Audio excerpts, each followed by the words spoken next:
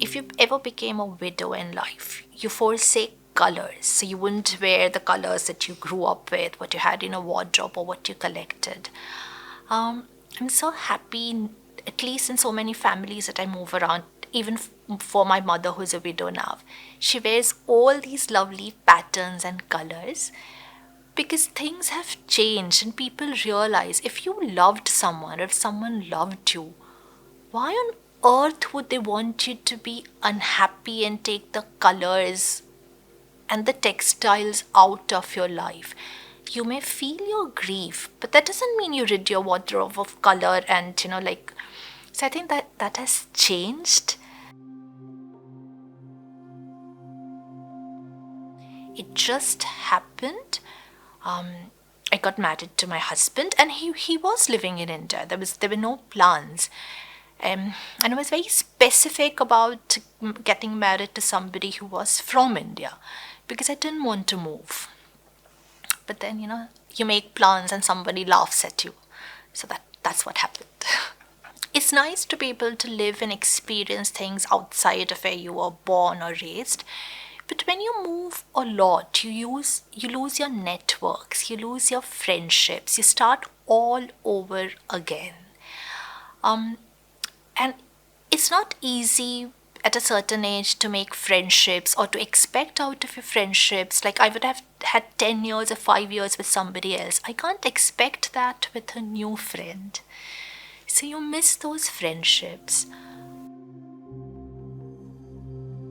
I like people.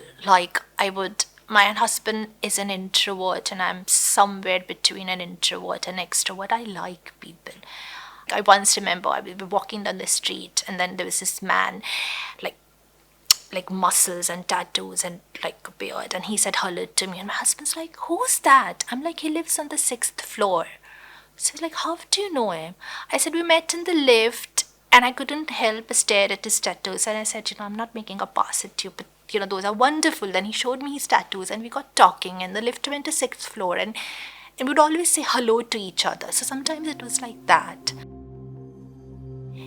So this fabric is called bhandani. Okay, it comes from the word bandhan, which is a Gujarati word, bandhan, which means to bind. Okay, it could mean to bind, and bandhan also means a bond.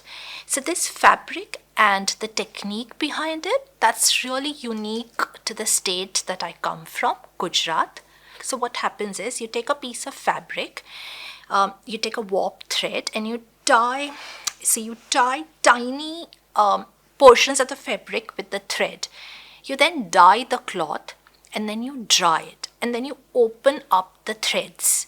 So then you have these patterns formed, distinctive patterns formed by, those little dots that you had tied up and dyed.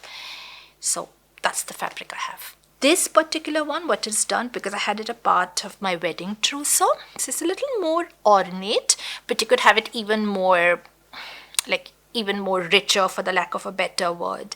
So it's a part of an ensemble. So that is a dupatta.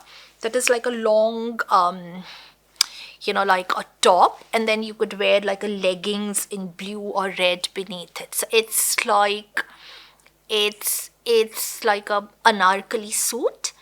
But even here, you could have the dupatta to have it across your chest or something, because I don't think any man or other women or society or a religious book should tell me what to wear and what not to wear. So I would usually I don't want to prescribe to a model of modesty, if you're going to a temple or a religious place which says cover your head, fine. But in everyday life, I would like to have the freedom to, yeah.